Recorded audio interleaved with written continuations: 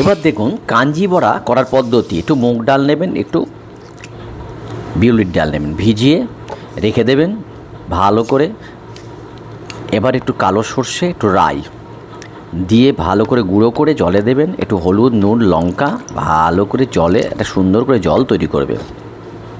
এইবারে ভিজে গেলে ওটাগুলোকে কুকারে দিয়ে দেন, ওর সঙ্গে একটু আদা, একটু কাঁচা লঙ্কা ওর মধ্যে দিয়ে দেন, দিয়ে ভালো করে পেস্ট করে একটা জায়গায় ঢালুন। ঢেলে ওর মধ্যে বিট নুন দেন, গরম মশলা দেন, বেরেস্তা দেন, দিয়ে একটু জিরে দেবেন, জিরে দিয়ে সুন্দর করে বড়ি করুন। বড়া ছাঁকা তেলে ভাজবেন সুন্দর করে। এবার ওই বড়াগুলো নিয়ে ওইখানে দিয়ে দেন জলের মধ্যে সুন্দর করে। এবার কিছুক্ষণ পরে সেদ্ধ হলে ওটার মধ্যে গরম মশলা, একটুখানি লঙ্কা, বেরেস্তা, ধনেপাতা দিয়ে সুন্দর করে খান, পরে জলটা চুমুক দিয়ে খাবেন। তো জিনিসটা করছি